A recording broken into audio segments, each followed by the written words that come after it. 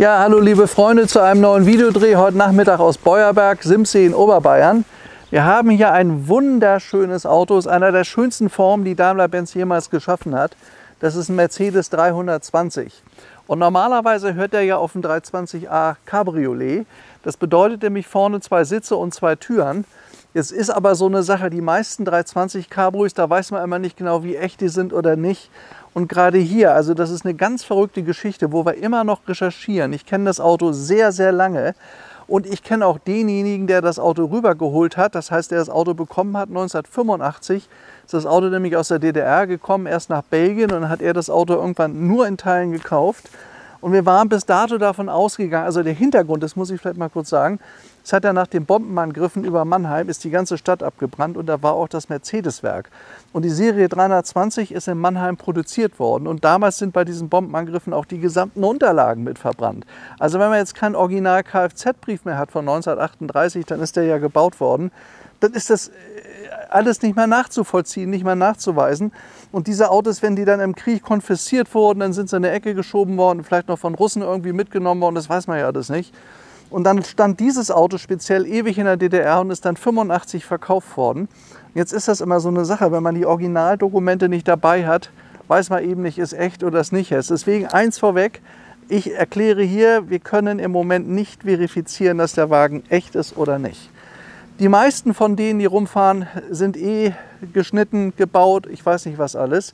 Aber das Verrückte ist, ich habe eben gerade mit dem Kunden telefoniert, der das Auto restauriert hat. Und zwar von 1985 oder 1986 bis 1991. Und was der mir alles erzählt hat, das war so spannend. Da gehen wir jetzt nach, weil der hat mir ganz klar gesagt, das Auto ist echt. Und da hat er mir auch genau erklärt, was er alles gemacht hat. Da sind Teile rübergekommen. Da ist noch die Originalhaube vom 320a dabei gewesen. Die war aber so schlecht, dass sie die nicht mehr verbaut haben. Aber die sind dabei.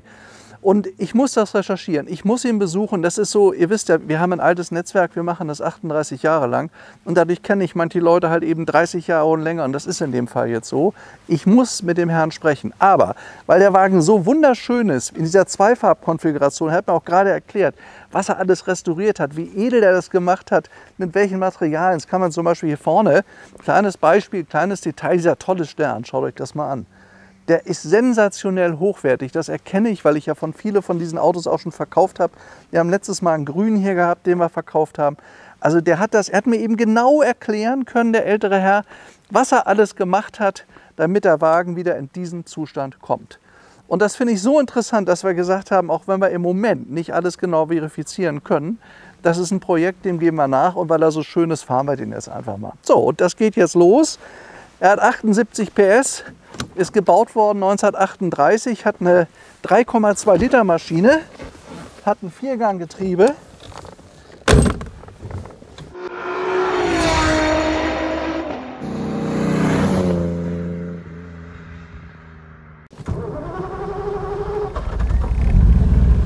Also anspringen tut er schon mal wunderbar. Ersten Gang rein und los geht's. Spiegel einstellen.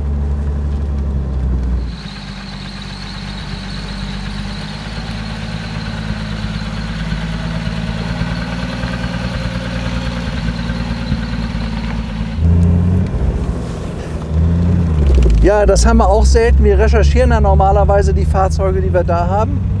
Und in dem Fall ist das ein alter Kunde, den ich in der Akte entdeckt habe. Ich dachte, rufe ich jetzt einfach mal an.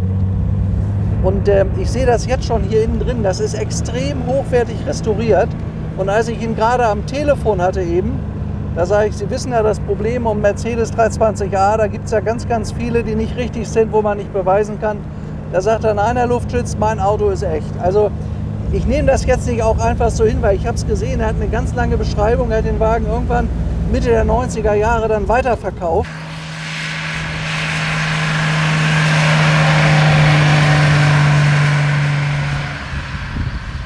Also wir wissen aus den letzten Jahren, dass hier mit unserem 320a Cabrio ganz viele Ausfahrten gemacht wurden. Der ist seit Restaurierung 8.500 Kilometer gefahren. Und ich merke im Moment gerade, dass er auf einer Kerze noch nicht ganz frei läuft, aber erfahrungsgemäß, wenn wir so die Autos ein paar Kilometer fahren, ist das dann vorbei. Was mir auffällt, ist, dass er ziemlich viel Kraft hat. Also wir haben vor einem Jahr vielleicht ein 320a Cabrio in der Übersee verkauft. Da war das mit der Echtheit auch nicht hundertprozentig, was mich eben völlig überrascht hat. Das war eben gerade der Anruf bei dem Kunden. Wir haben eine ziemlich dicke Akte, aber Papier ist ja geduldig. Und wenn ich das lese, denke ich, da ist mit einer Gewissheit geschrieben worden. Ich hatte mit dem Kunden lange, lange keinen Kontakt mehr. Und er hat sofort so reagiert, an dem Auto ist alles richtig. Aber das Auto ist in Teilen gekommen, da war vieles kaputt. Und auch die ganzen Schilder, sagt der Luftschutz, die waren so schlecht, die hätten zur Qualität der Restaurierung überhaupt nicht mehr gepasst. Autos in Deutschland restauriert worden, sagt er, und deswegen habe ich die neu machen lassen. Oft ist es ja so, Sachen sind gar nicht da und werden dann einfach falsch nachgemacht, aber das scheint hier nicht so zu sein. Und diese Verbindung zu dem Restaurierer, der das mal gemacht hat, und dem Eigentümer, der es in Auftrag gegeben hat, den können wir herstellen. Und der ist völlig begeistert, überzeugt von seinem Auto und der bedauert heute, dass er den seinerzeit überhaupt abgegeben hat. Er sagt, das ist so ein tolles Auto gewesen und ich wusste ja, wo ich ihn her habe. Ich wusste, dass der echt war, aber wir werden sehr viel Arbeit darauf verwenden müssen, das wirklich zu belegen. Ob uns das gelingt, können wir im Moment nicht hundertprozentig sagen. Fakt ist aber, dass das ein super restauriertes Auto ist. Ja, wenn man sich im Detail hier anguckt, wie das alles gemacht wurde, also ganz tolle handwerkliche Arbeit. Das sind ja die Rädchen, wenn man die dreht, da geht die Scheibe vorne vor. Hier ist der Wischermotor. Das Besondere am 320 Mercedes sind, dass er 3 Wischer hat. Er hat eine relativ kleine, elegante Scheibe und die hätte man mit 2 Wischern überhaupt nicht sauber bekommen. Man musste also 3 nehmen. Also wunderschön, ist auch so ein Erkennungsmerkmal für ein 320 Cabrio A. Heißt aber natürlich nicht, dass er echt ist. Hoffentlich schafft er das so, ohne dass er zu heiß wird. Der Motor, der läuft jetzt mal besser. Weißt du das? Jetzt hat er sich freigebracht. Guck mal, der zieht im 3. Gang hier hoch. Ja gut, also machen wir mal weiter, weil wir haben eben ein bisschen Stress gehabt hier mit der Straßenmeisterei. Jetzt läuft wieder alles. Also er läuft hervorragend hier hoch. Der läuft besser als die anderen 320er, die wir bisher hatten. Und der hohe Restaurierungsstandard, der mir mein Kunde erzählt, das Auto ist wie gesagt vor 30 Jahren gemacht worden, aber ist wirklich gut. Also das Auto hat ein gutes Fahrwerk, der bremst vernünftig. Da hat er gesagt, hier waren noch die Originalarmaturen von damals verpackt. Das kann ich jetzt auch nicht genau verifizieren, aber er lebt heute in der Schweiz und ich werde ihn besuchen. Ich lasse mir das genau erklären. Also möglicherweise ist das hier ein ganz, ganz spannendes Auto, aber wir müssen das an Punkten aufhängen und ich brauche seine Story dazu. Halte ich für ganz, ganz wichtig.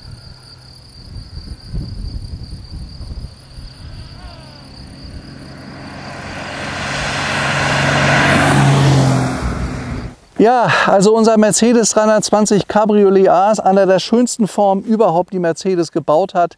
Er war flach, er war elegant. Es sind von dem Fahrgestell, da gab es ja A-Cabrio, B-Cabrio, C-Cabrio und ein D sogar ein langes, 1600 Fahrgestelle gebaut worden. Die sind gebaut worden ab 1937 bis 1940. Man hat sich extrem viel Mühe gegeben hier. Schaut euch das mal an, wie die Linien der Karosserie nachgezeichnet wurden mit diesem Pinselstrich. Dann hat er diese wunderschöne Zweifarblackierung in Elfenbein. Oben, das ist so ein Bordeaux, würde ich mal sagen. Ganz, ganz tolle Farbe. Ja, und dann hat er verschiedene Details. Er sagte mir sogar gerade, er hätte sogar Blattgold teilweise auflegen lassen. Das gilt wahrscheinlich fürs Armaturenbrett da vorne, was ja sonst Aluminium war. Dann hat er dieses tolle Wurzelholz. Also wenn ihr euch das hier mal anguckt, das ist höchstwertig gemacht, ne? Also das muss ich wirklich sagen. Ich habe ja verschiedene 320 Mercedes schon gehabt und weiterverkauft.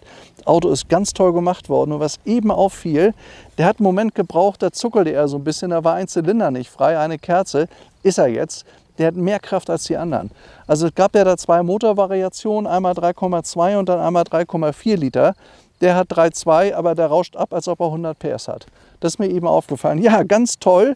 Gehört zwar nicht zum Auto, ist aber mal ganz nett, das zu sehen. Das ist nämlich der Originalprospekt von Mercedes-Benz Typ 320.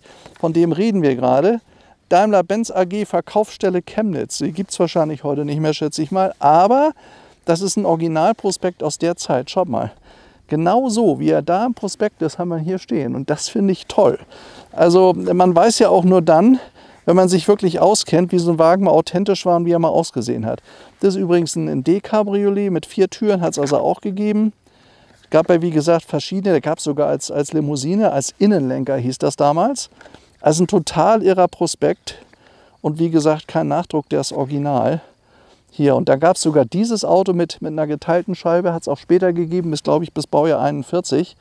Cabriolet A mit einem kurzen Radstand, der hat einen kurzen Radstand. Also es war eine wahnsinnig elegante Linie, die haben damals gekostet ungefähr 13.000 Reichsmark, je nach Ausführung, was sehr viel Geld war. So, und das war der späte 320b, der hatte auch eine geteilte Scheibe. Das hat unser Auto nicht, weil es halt ein A-Cabrio der frühen Serie ist. Also Baujahr 38, guck mal hier, das war ja Stromlinien, Innenlenker hat es auch gegeben. Das sind absolute Raritäten. Solche Autos sieht man kaum. Aber da das der originale Verkaufsprospekt ist, könnt ihr übrigens auch die 3 Scheibenwischer gut erkennen auf dem Bild. Also das finde ich sehenswert, sowas.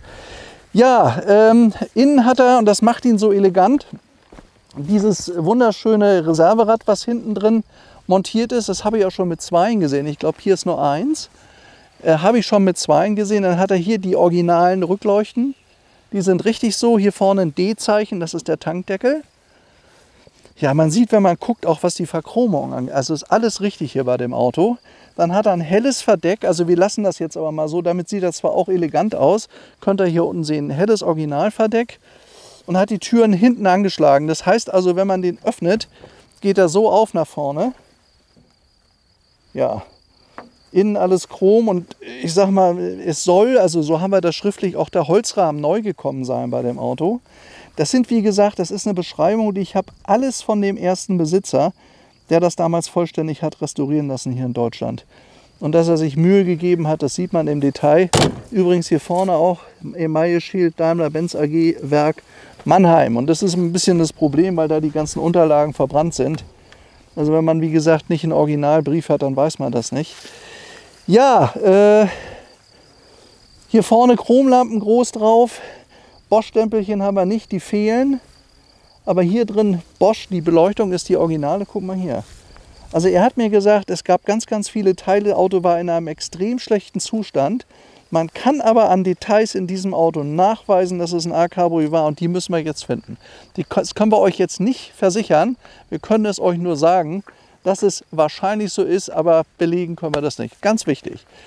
Ja, was ist noch zu sagen? Diese wunderschönen Speichen, Chromspeichen, könnt ihr hier vorne sehen. Gab es auch als Scheibenräder. Er hat die Chromspeichen. Ich weiß aber nicht, ob er so ausgeliefert wurde. Und dadurch, dass er erst 8000 Kilometer gelaufen hat, übrigens auch in der Szene bekannt ist. Also das Auto war auf ganz vielen Veranstaltungen und Treffen und hat immer wunderbar seinen Dienst getan. So, jetzt wollen wir mal gucken.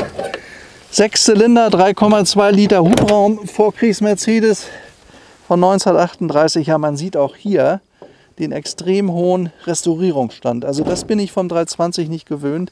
Der hat wirklich in jedem Detail geguckt, dass er es perfekt macht. Da ist die Maschine. 6 Zylinder, 6 Kerzen oben drauf. Ja, man sieht jetzt noch, ist alles wirklich in einem hervorragenden Zustand. Übrigens zu dem Plättchen, was er hier vorne hat, das ist auch nicht original, aber er sagte mir, nee, da muss ich jetzt darauf machen. Oh, nee, was machen wir dann jetzt? Ja, warte, vielleicht kriege ich es. Nee, oder? Das könnte gehen. Nee, das... Nee. Ja, geht. Geht tatsächlich. Ja. Also er sagt, das Originale ist vorhanden. Es gibt sogar noch Originalbilder aus der DDR von dem Auto, wo man sieht, dass es wirklich nur noch ein Schrotthaufen war. Er hat das aber deshalb erneuern lassen, weil er gesagt hat, das alte hätte man nehmen können, aber es war in einem so schlechten Zustand, dass er das besser fand. Das passte zum Restaurierungsstand des Autos. Man heutzutage, wo Historie so wichtig war, das war in den 80er Jahren alles noch ein bisschen anders, hätte man das auf jeden Fall wieder rangebaut, hat er leider nicht gemacht. Er sagt, das liegt in irgendeinem Schächtelchen, er will mal gucken.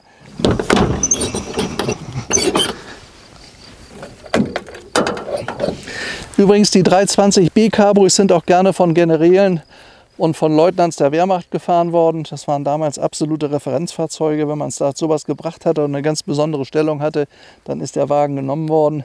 Ist ungefähr 130 Stundenkilometer schnell, wiegt 1,9 Tonnen.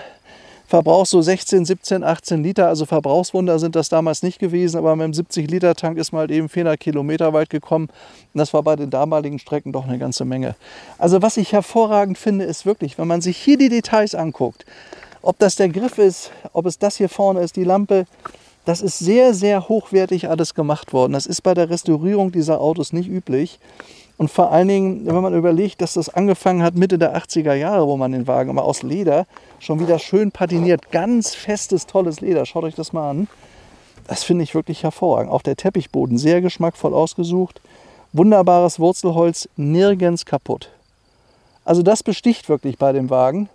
Dann hat er hier den Spiegel, also für die, die es nicht wissen, das ist ja ein Cabriolet und da liegt das Verdeck immer hinten auf der Karosserie auf. Und da konnte man nicht mehr nach hinten gucken in den rückwärtigen Verkehr. Da muss man das hier rumdrehen. Ne? Also das ist, wenn er geschlossen ist, dreht man das nach unten. Und wenn man über das Verdeck gucken will, kann man das drehen und man guckt hinten hin. Das scheint auch noch der original geschliffene Spiegel aus der Zeit zu sein. Also das richtige Detail.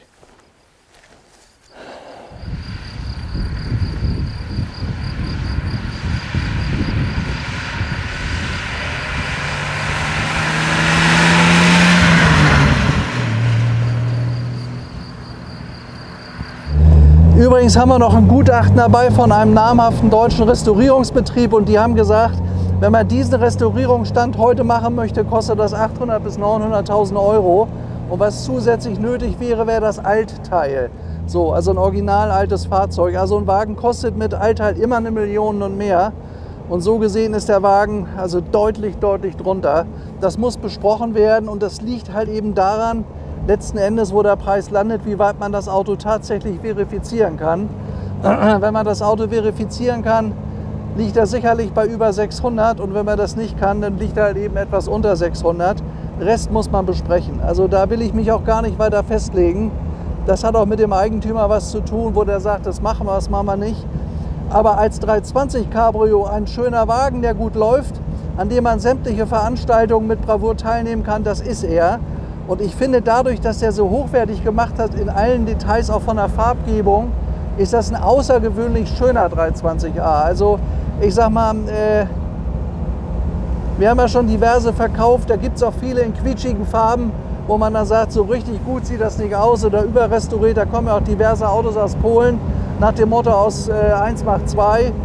Aber dieser hier, wie gesagt, hat eine interessante Story, man kann ganz viel nachvollziehen. Ja, ist einfach toll, diese schönen Chromlampen da vorne, der große Stern, der hervorragend nachgearbeitet wurde, für sehr viel Geld. Es kostet viel Geld, das so machen zu lassen. Auch hier drin, schaut euch mal die Armaturen an, das ist alles toll gemacht. Viele originale Details noch dabei. Hier hat er Mittelschaltung, 4-Gang, oben links ist rückwärts, könnt ihr hier sehen. Dadurch fährt der Wagen sich auch einigermaßen elegant. Ich meine, man merkt natürlich, dass er fast 2 Tonnen wiegt, der hat keine Servolenkung. Aber man kann sich da, wenn man möchte, eine elektrische nachrüsten lassen und dann fährt er sich also relativ kommod, ist dann auch für Frauen geeignet. Aber jetzt muss man schon also beherzt zupacken. Ja, es ist halt ein Vorkriegsklassiker, der fast 2 Tonnen wiegt. Das waren noch andere Zeiten. Damals gab es nichts anderes. Da gab es auch keinen Airbag und keine Fensterheber. Das muss man alles hier manuell machen. Aber kommt mal gut drauf zurecht. Also der Fahrspaß mit so einem Auto und die Freude, sowas zu bewegen, ist ja absolut 1A. Ist erste Klasse. Und dafür hat man ja sowas auch. Aber Motor läuft gut. Das muss ich wirklich sagen. Die Maschine läuft gut. Das Auto bewegt sich sehr gut.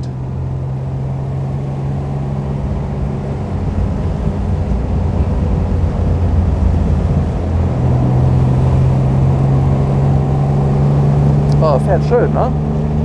Fährt richtig schön. Hält auch gut die Spur, die Bremse ist gut. Man merkt, dass der mechanisch gut funktioniert und ich meine, die Restaurierung, seitdem ist er ja erst 8000 Kilometer gefahren worden, das ist nicht übermäßig viel. Ist geserviced worden, man hat immer in Fachwerkstätten das Auto immer mal wieder zum Nachschauen gebracht. Getriebe ist offensichtlich synchronisiert, also mit Zwischengas muss ich nicht fahren.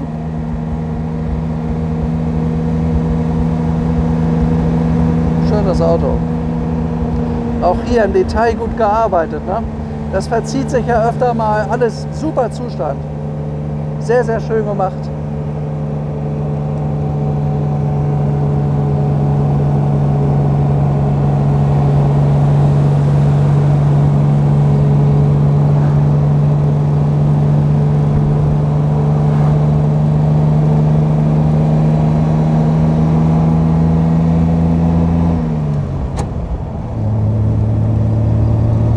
Und der Drehmoment, übrigens etwas über 200 Newtonmeter habe ich gelesen. 130 Stundenkilometer Spitze fährt man ihn sowieso nicht, aber ich sag mal, den Wagen kann man wunderbar 80, 90, 100 fahren und man kann ihn auch wirklich gut überholen, weil die Maschine wirklich gut läuft. Also das, was mir auffällt bei dem Auto, die Vorkriegsautos sind gerne mal so ein bisschen rau, die Sechszylinder, das hat er überhaupt nicht. Der läuft seidenweich, das überrascht mich.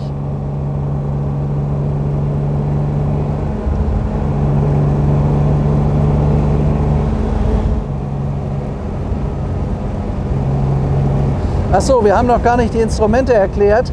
Seinerzeit ging das ja hier umgekehrt mit dem Tacho, der geht bis 160. Hier oben VDO-Tacho von Mercedes, das geht dann so los. Hier könnt ihr sehen, wie schnell wir fahren, also maximal dann hier 4. Gang 120 und da war so ziemlich Ende. Das ist die große Uhr, die waren früher einfach groß, dann hat er hier einen Choke, hier vorne Öldruck, Wassertemperatur 80 und Kraftstoff haben wir ein bisschen über ein Viertel drin. Die alten Zeiger, die schlackerten halt, das war noch nicht so wie heute, digital hat es überhaupt nicht gegeben. Aber es macht echt Spaß mit dem Auto zu fahren, man sitzt auch sehr bequem. Er hatte eine 3.1 Sitzbank hier vorne, also hier passen 2 Leute nebeneinander, hier einer. Die ist ein bisschen schmaler, aber sehr gut geformt. Ich habe einen guten Seitenhalt, ich sitze sehr bequem hier.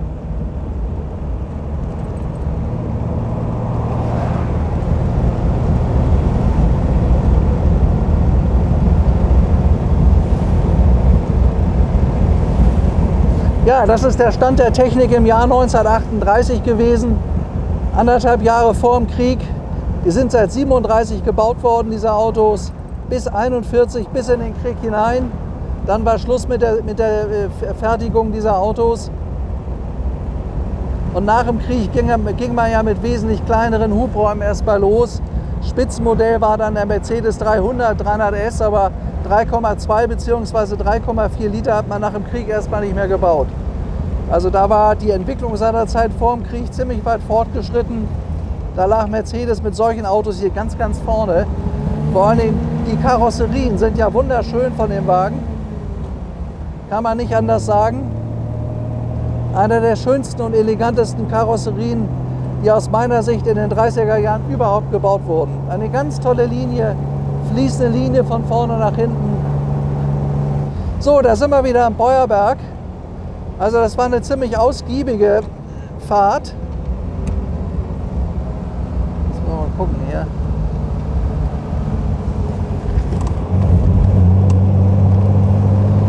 Man muss halt immer beherzt zugreifen, aber man gewöhnt sich ja an so einen Wagen. Also Auto läuft sehr, sehr gut. Hier vorne ist wieder Beuerberg. Da wird die nächste Zeit jetzt sein Zuhause sein, bis wir einen glücklichen Käufer gefunden haben.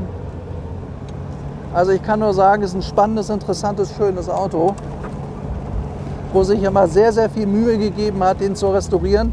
Und das ist ja meistens wichtig, wenn das jemand für sich selber macht. Also nicht so gewerblich, um das dann weiter zu verkaufen. Der Eigentümer hat das seinerzeit für sich gemacht, um Riesenfreude zu haben. Deswegen auch die sehr, sehr hohen Investitionskosten. Ja, liebe Freunde, das war mal wieder Freude am Auto mit Cargold. Bis zu unserem nächsten Filmchen. Da stehen schon die verschiedenen Autos. Geht morgen weiter. Alles Gute, bis morgen und übermorgen. Euer Stefan und ciao.